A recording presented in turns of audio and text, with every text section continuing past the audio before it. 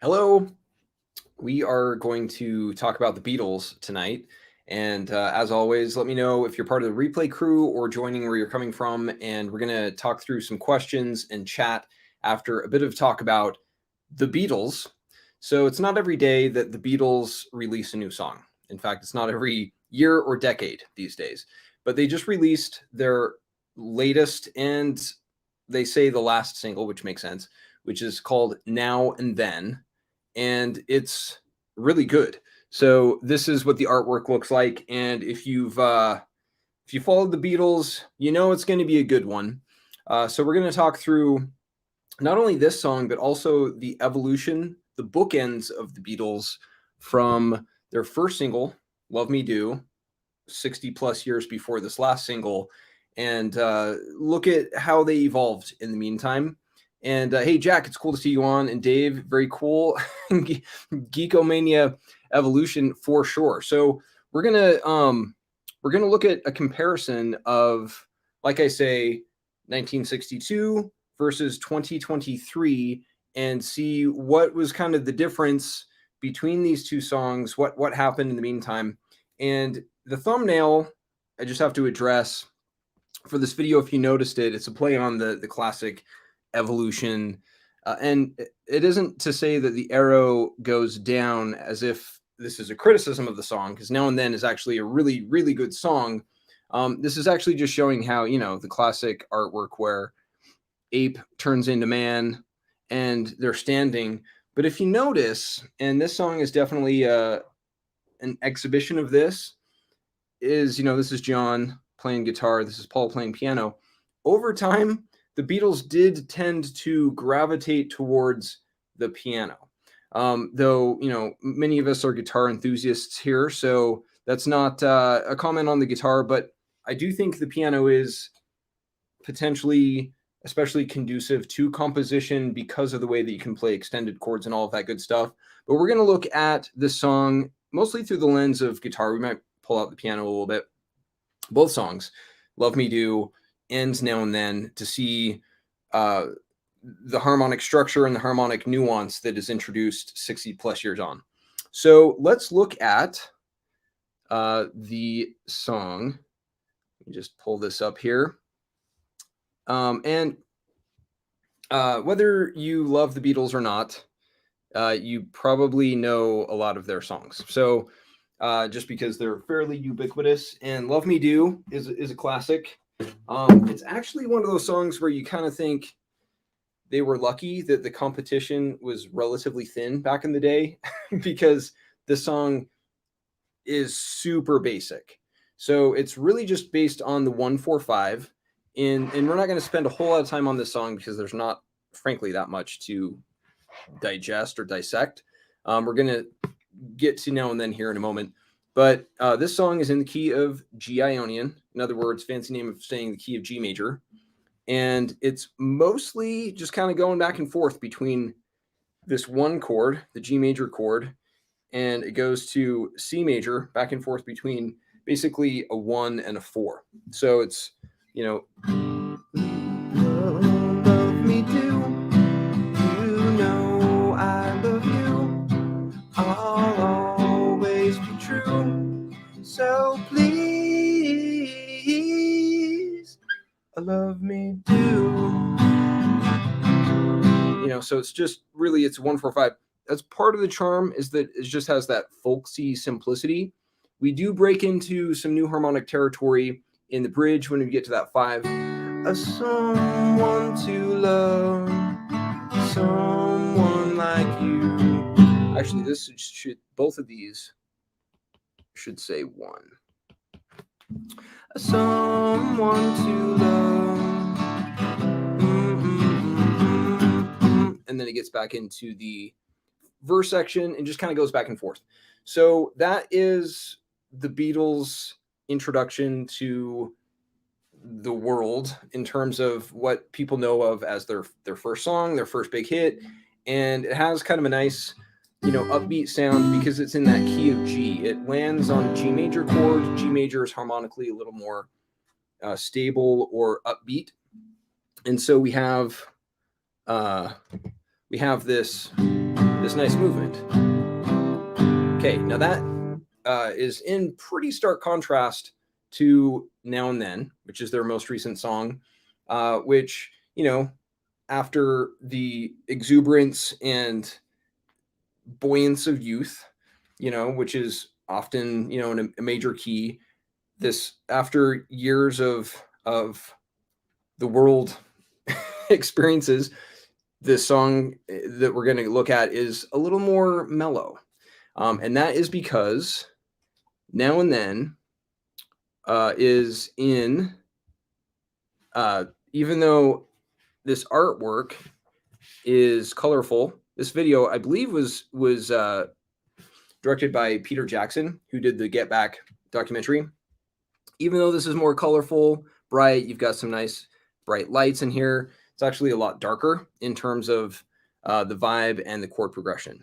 So by darker, what do we mean by that? It's because it is in the key of Aeolian. Now we're going to use the circle of fifths here to dissect it a bit more, but let's look at the chord progression first to really make sense of what we're playing and then why it has the vibe that it does. So, and Rod, that's true. I have to just point this out while you said it. Love Me Do is not a fair comparison. It's very true because, I mean, that is about as early as you can get in the Beatles composition. But the reason I'm comparing them is because they're the two bookends in terms of singles, the first and the last with the Beatles. So it's fair by way of just their juxtaposition in the timeline. But I totally get what you're saying. So the verse in this, and if you haven't heard the song, definitely check it out. It's actually really good. It came from, if I understand, it's a 1977 demo that John Lennon had recorded, and the Beatles did some work on it originally in 1995 when George Harrison was still alive. It was up for consideration and a contender for one of the singles they were going to release during the anthology, but George supposedly poo-pooed it. He was like, the song isn't really that good. And admittedly, the other songs are a little more upbeat. And so they shelved it, but Paul was like, this is such a great song. And then in the meantime, serendipity would allow for the Beatles to get a lucky break in terms of the technology, because, 30 years passed from 1995 to 2023, and you have the Beatles, or at least Ringo and Paul, working with Peter Jackson on the Get Back documentary. Peter Jackson is way into technology, Lord of the Rings and all of that good stuff. He used, I think, AI to kind of clean up the footage from the old Let It Be footage and made it crisper, cleaner. And then his AI was then used to parse out and splice out the John Lennon audio from the recordings, which is why the vocals in Now and Then sound so good. Okay, so that's a little background on the song, but let's play it. So it's A minor. So, and I don't really know the lyrics, but it's to G major and then back to A minor. So it's an A minor to flat major 7 and then back to A minor.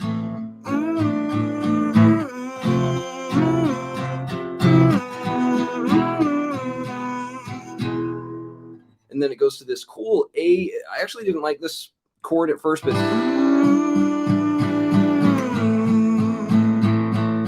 and then it repeats. So minor 1 to flat major 7, minor 1, flat major 7, A minor to F flat major, flat major 6, F to a 5, E major. And then it's this A7 suspended, A minor. Okay, so let's look first before we get into the bridge of what is going on here, because that definitely has a different vibe than, say, Love Me Do, which, like I say, it's much more upbeat. So whereas Love Me Do was in the key of G Ionian right here, and it was totally just G, C, and D, very safe harmonic territory because you're just playing with the 1, 4, 5. I mean, you really can't go wrong. They were almost kind of cheating that way in that they were just just hitting these 3 chords that are harmonically related in the circle of fifths. And so, add years of experience and life experience, songwriting experience, and just kind of the times. 1977 had, relatively more darker harmonies going on. We're going to, because that's when John Lennon wrote Now and Then. Let's shift into A minor. Okay. So now it's 1, A minor is the minor 1, and it's Aeolian because we're going from A minor. We keep resolving to that A minor, and then we go to that G major, flat major 7, which is in the grouping of Aeolian, and then back to 1. So we're just bouncing back and forth between 1 and flat major 7, G, A minor, and then we're going to go to this flat major 6, which is F. And then instead of the 5, the minor 5, which would be naturally part of this grouping, he plays this major 5, a 5, which is borrowed from harmonic, the harmonic minor grouping. But really, you can see it's the same chord as the minor 5, only major, but it does resolve nicely to that 1. So it's...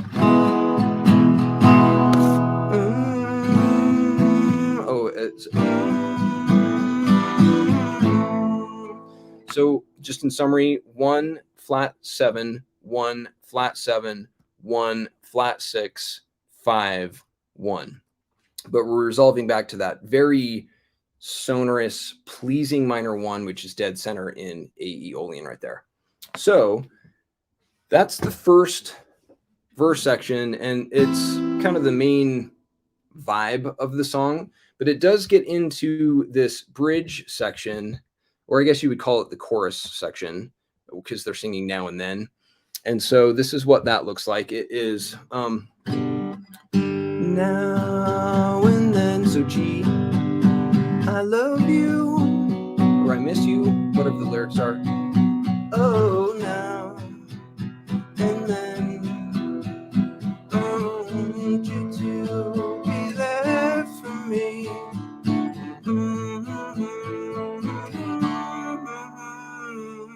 So that's a 1 flat major 7 to a B minor, which is the minor 2 on that first row, and then it goes to that. And you can hear John Lennon knows that that's like a really good chord change, because he has this like inflection and this little kind of like thing going on with his vocals before he hits that E minor. So it's back to, I'm gonna start start here again. So it's now and then, I miss you. And then right here he does that. Oh, now and then, I want you to be there for me.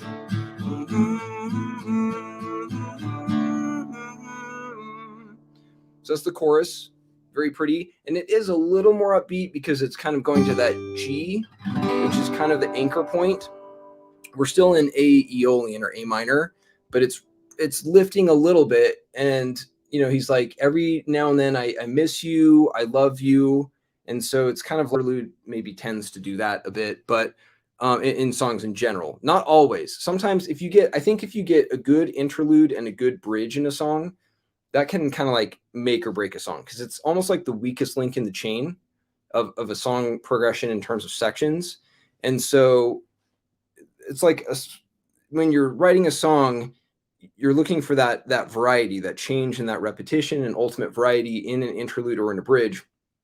And so sometimes it feels like it's just kind of dipping, like you're just kind of adding an extender into the song that is often throwaway for a lot of songs. In this case, I feel like this is the weakest part, but sometimes if you have a bridge that's like really good, it's almost unexpected, because bridges and interludes typically aren't that good. So that's a very broad statement. And I would love to know if there are examples that come to mind where there is, and especially like, oh yeah, that's like the best part of the song. I'm trying to think of an example, and one is not coming to mind immediately, But anyway, this interlude is still good, but it's it's arguably preposterous that I'm criticizing John Lennon and the Beatles and their songwriting because they're amazing. So for me to say it's not that good is, I'm self-aware enough to know that that's potentially obnoxious because they're really good. But anyway, so it's a D minor to C, D minor to C, to E minor, to A minor, to D major, to D minor, and that G, that flat major 7, sets us up to get back into the verse section. So what's going on with this interlude? Because we're going from D minor, which is the minor 4. It's in Aeolian, so it's safely. When I say safely, I just mean it's harmonically safely in that zone. It's going to work well with the other chords. It's compatible because it's part of that group. We go from a minor 4 to a flat major 3, so D minor to C. So we're still in this set of chords that is going to naturally reinforce that A minor chord as the tonic. So D minor to C, D minor to C, and then we go to an E minor in that grouping, and then the 1. And then we go to this major 4, which is outside of the grouping, but it is compatible because it's from a neighboring parallel mode of Dorian, and also just the major version of the 4. And so that's often we're going from that F major of D major to an F of D minor,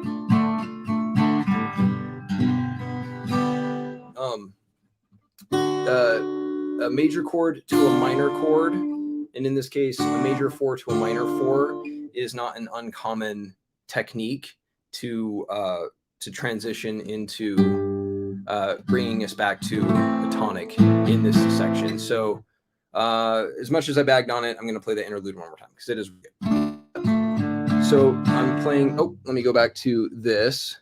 So we're playing this minor 4. Let me make that a little bigger on the screen, on this screen. You can see it. So it's D minor to C, D minor, that minor 4 to C, the flat major 3,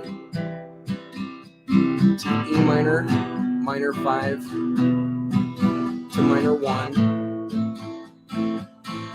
and then that major 4, D major to minor 4 is the next one.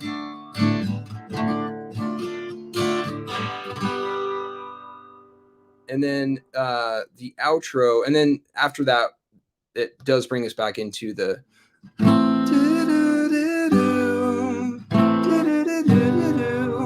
and then the outro is kind of cool.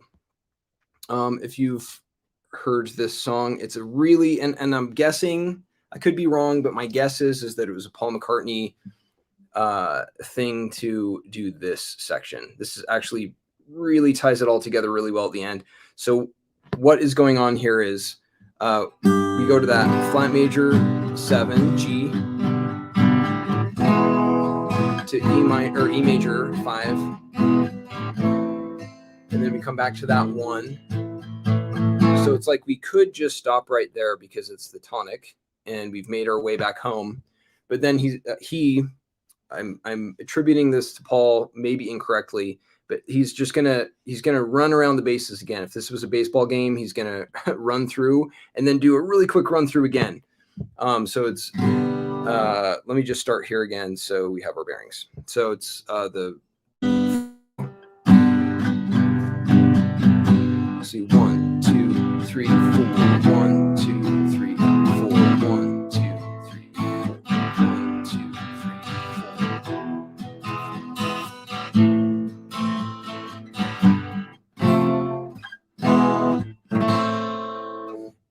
what is happening here is if you look at the root notes of these chords from G to F to E to A, what that is he is just going G, F, E, and then A,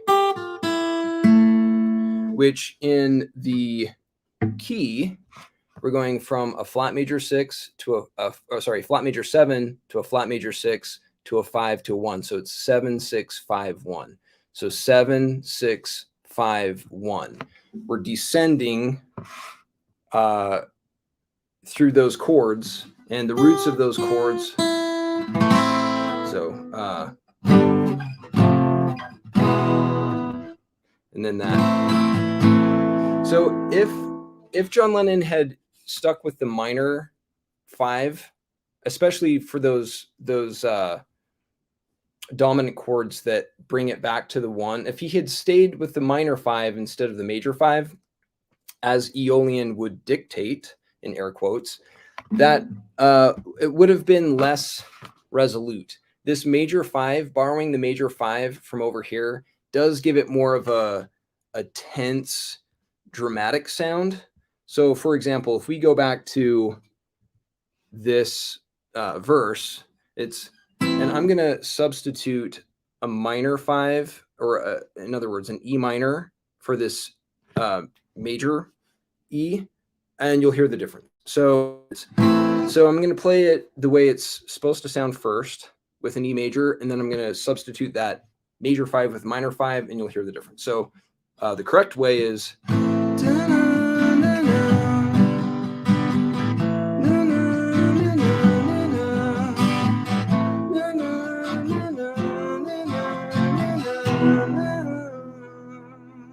okay, that's beautiful. Now we're going to play it with an E minor, and it takes some of the edge off to not use a major 5. So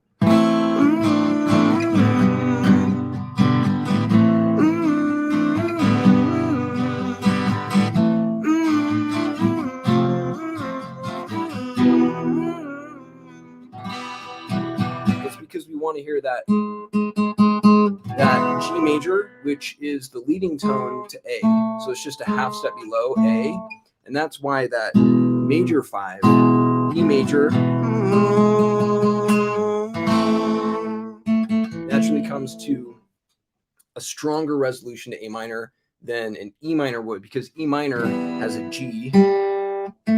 So G to A isn't as satisfying as G sharp to A. So that is basically the chord progression for Now and Then. I'm going to add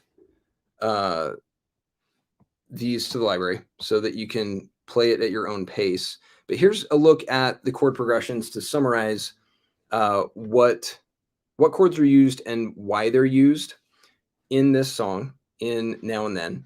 So we have the A minor, which is the tonic, therefore the minor 1. And there's a lot of flat 7 going on, and quite a bit of flat 6, and quite a bit of a major 5. So those are kind of the main chords. But when we move into that chorus section, we do get a B minor, minor 2, and a D major. And those two chords obviously are compatible. I say obvious, but it's apparently compatible because of their close relationship. D major and B minor are relative major and minor chords together. And they also come from this neighboring mode over here. So if we were to just shift from this grouping from A Aeolian over here, together they're grouped in this neighboring parallel mode, A Dorian. So they're close. They're close neighbors. We can borrow them in. We can pull them in easily. They're not coming from way over here in some other harmonic territory of the circle of fifths. And so those two chords sound nice. And then, of course, the D minor and the C show up, and the E minor show up in A Aeolian. So for the most part, it's really A Aeolian. That's why this song is so harmonically pleasing. And so, with all of the songwriting that the Beatles did, they started out with, say, like Love Me Do. It was the 1-4-5, 3 super consonant, harmonically pleasing and connected chords uh, in a song like that. And then when you get into a song like uh, Now and Then, which actually isn't even that harmonically complicated compared to a lot of songs that the Beatles did, which I'm going to get into more as we go into Beatles analysis and just song insights in general. There's a lot that they're doing that is super innovative, but when you are able to dissect music in this way, using the circle of fifths, using the connections between words as they relate within theory, it's like what seems like this eclectic random set of chords that they're using. Oh, they actually came from. There's a logic to it. There's a reason behind the chords that they're using. So that is Now and Then by the Beatles. The Evolution is amazing. I love the Beatles. They're personally my favorite. So it's such a treat to hear a new song, even if it's a little bit of a downer, like Now and Then, because it's in the Aeolian mode and relatively dark.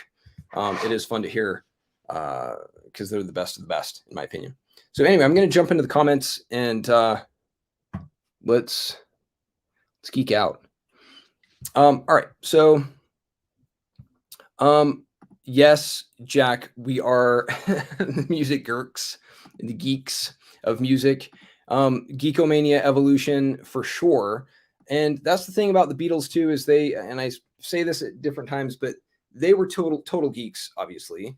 But they kept their cards close to the chest. Like many musicians, they don't tend to divulge their secrets or say that they understand what's going on. They profess a lack of knowledge, which does us all a disservice to a great degree because it makes it feel like it's more mystical or inaccessible than it really is, when really music is all about patterns. So once you can see these patterns and really play with them, that's where the joy comes in. As much as I love hearing a song and listening to a song, playing and creating music is far better. Hey, Drew, it's cool to see you on. Thanks for joining. And hopefully you've heard this song already. And you know what? Like when I first heard this song, Now and Then, I was like, yeah, it's a good song. But playing it and like playing that A suspended chord, which was like my least favorite chord, is now my favorite chord, which is weird. But like knowing like what goes into it, I think just really adds flavor and dimension to the song. Hey, Mark, good day from Coffs Harbor. Very cool. It's cool to see you on. I'm glad that you're here with us and we're geeking out together with the Beatles, about the Beatles. Hey, Mike, very cool. Luke, it's cool to see you.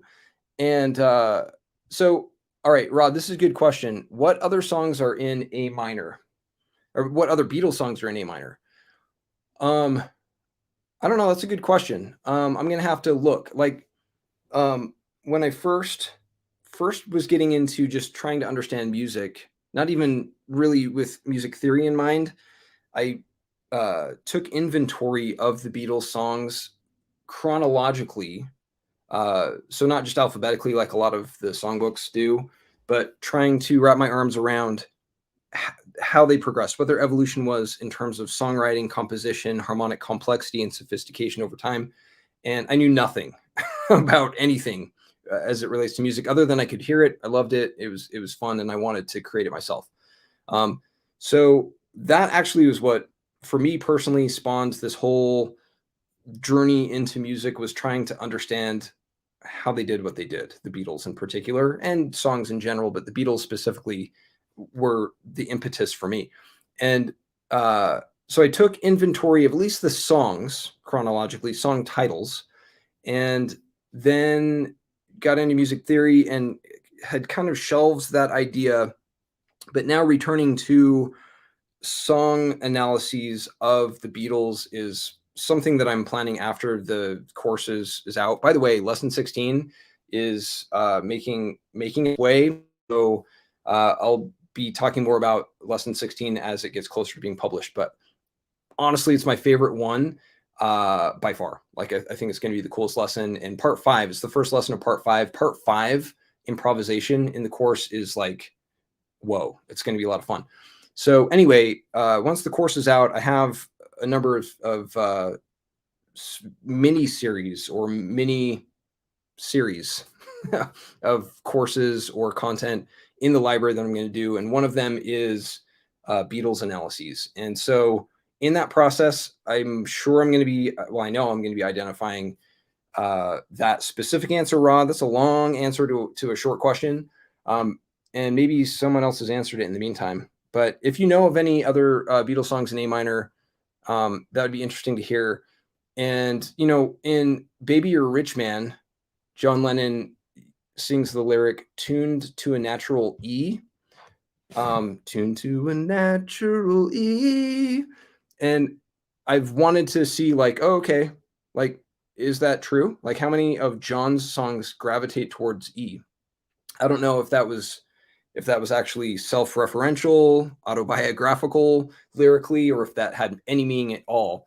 But it's stuff like that I'm excited to jump into and explore. Very cool, Luke. I'm loving it too. Dave, you said "Let Me Do" was written by Lennon, but sung by Paul. That's interesting because Lennon was on the harmonica. Oh, that rings a bell. Paul said he was nervous singing Lennon's song. Yeah, you're right. I think I have been thinking in my mind that Paul wrote it, but that was right. That was a John Lennon song. And the harmonica, yeah, that's right. I remember that. And you can hear it. You can hear the nervousness in his vocals because like in the Abbey Road, and they were new to the studio and the whole gig as far as a label goes. That's interesting. Thank you for reminding me of that. So they are really John Lennon bookends as far as songs go. That's cool. That makes it even cooler. So all right. Saying you said, "Hi, Mike. Every day I heard birds singing. So how do you know what chords they use?" That's interesting. Actually, there are some bird songs that I've heard, and I don't know what kind of bird it was. And sometimes I hear it in the region where I live, and I'm like, that bird is talking. Like that sounds like that bird is communicating like a dolphin communicates, like with more intelligence than just some chirping. But that, yeah, I don't know what chord they use, but sometimes there are like some tunes. I'm sure there's analyses where they've like mapped the tones they're playing. That'd be interesting to see. Like I know with the number 432 frequency that there's a really cool video online that talks about chords and natural frequencies and ratios and mathematics. And it seems to gravitate towards the key or the chord of F sharp major, which is interesting. So it'd be interesting to see if there are certain birds or like, what did you call them? Phyla that have different keys or modes. I like that question. I'm going to have to like think about that and learn more. If you know, I would love to know too. Hey, cool. David, it's cool to see you. Thanks for joining from Rio de Janeiro, Brazil. What time is it in Brazil? Are we kind of close in terms of time zones? I hope you're doing well. And Donidri, I guess you could also see/hear a movement from 4 and 5 to 1, the E and the D notes back to A. Yeah. So in this progression, if I'm reading what you're saying correctly, that you do get this D, quite a bit of D going on, quite a bit of E going on back to A. And even though they're over here in terms of majors, they straddle A major 1, just like D minor and E minor straddle A minor 1. So even though they're over here, these two chords, D major and E major, that show up in this progression, they're straddling the proxy chord, for lack of a better term, when really we're like shifting over. It's the subdominant and dominant, but over in the major chord area to the minor 1 up in the middle ring. Yes, so the 4 and the 5 and the 1 are, I mean, you can't escape the circle of fifths. So while, in Love Me Do, sorry for the blur. In Love Me Do, you've got just, let's get that blur back. Okay, so you have this, the major 4 and the major 5 are just, it's a nice clean straddle. They're flanking the 1 in this case. But if the song was written in E minor, for example, you can see that same motion of a major 4 and, well, this is off because the major 1 is labeled. And so instead of having this be a minor 1, well, here, let's do it over here because I can do it on the fly with this. So, for example, if we have in Ionian, G Ionian, we have C and D. But if we're playing Aeolian, so we rotate this over here and we've got G Aeolian, we have the minor 4 and the major, or the minor 5.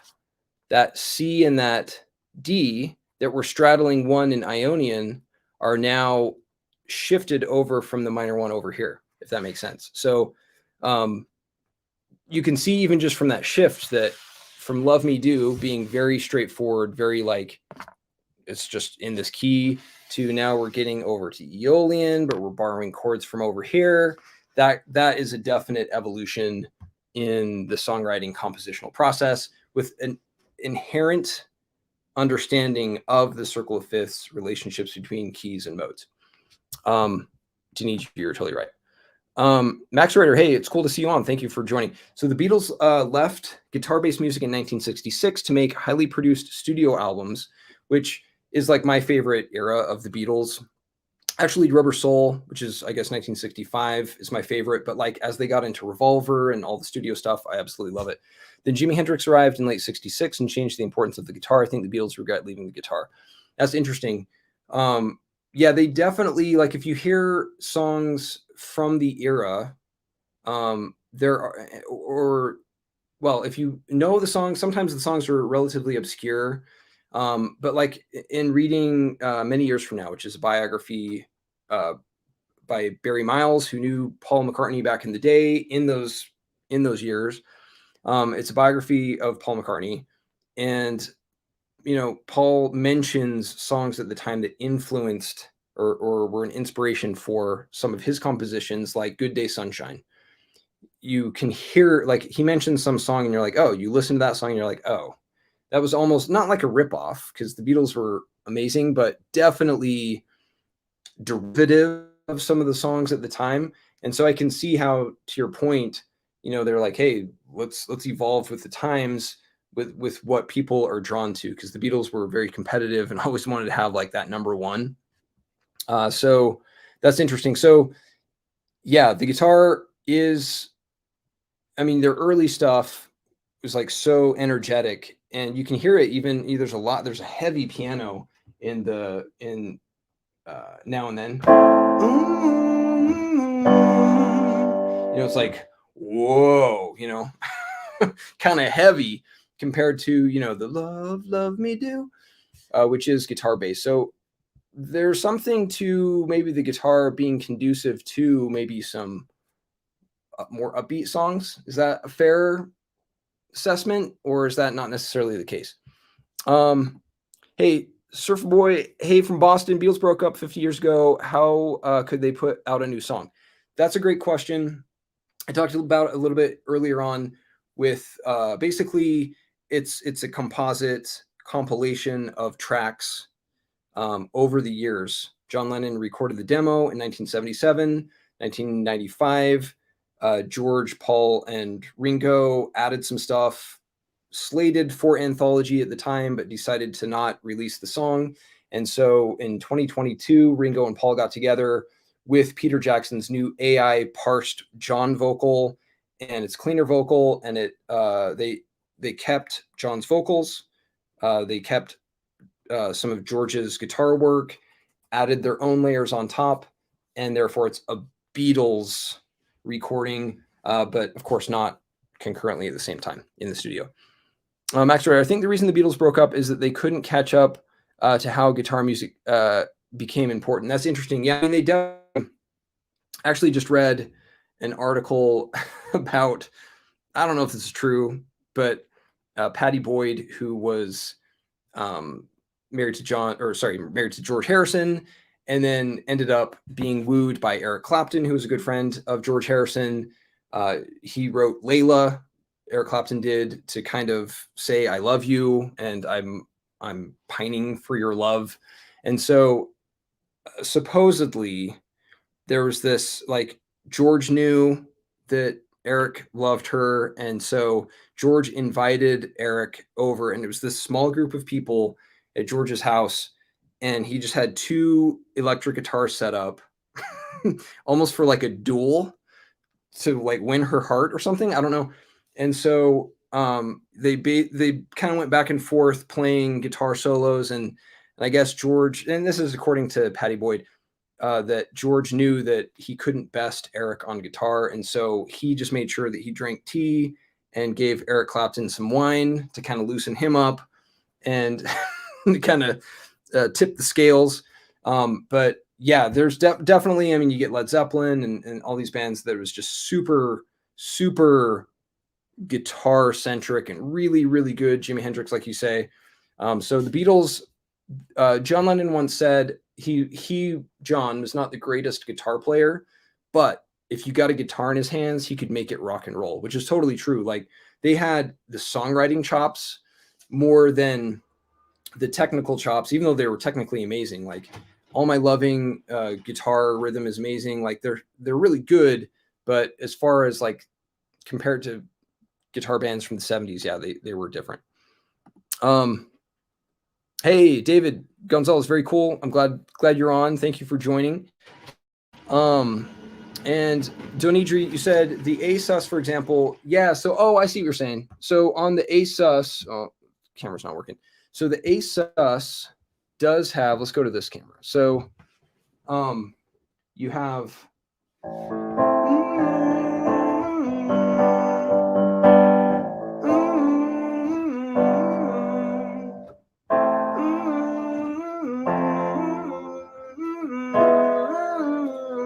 and then we go to this ASUS, which is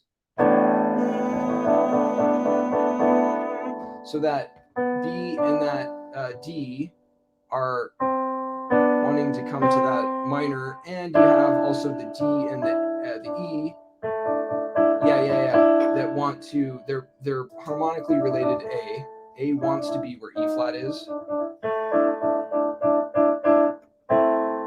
So yeah, you have that 4 and that 5 and that 1, which is making them all flow nicely together. Glenn, F sharp major is the key of the black key pentatonic scale on the piano. I never knew nature had a specific key, if I interpreted your comment correctly. Yeah, so that was a video that I saw that talked about different phenomena, natural phenomena, and how the numbers 4, 3, 2 and these ratios show up.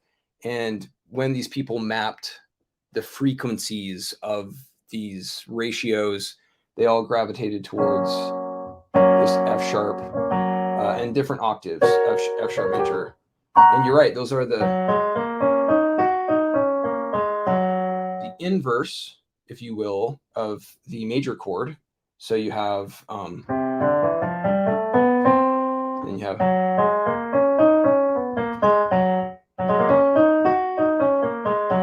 the in black and white keys are highlighting basically if you take the notes that you chop out of the major, meaning the black keys, and you play those,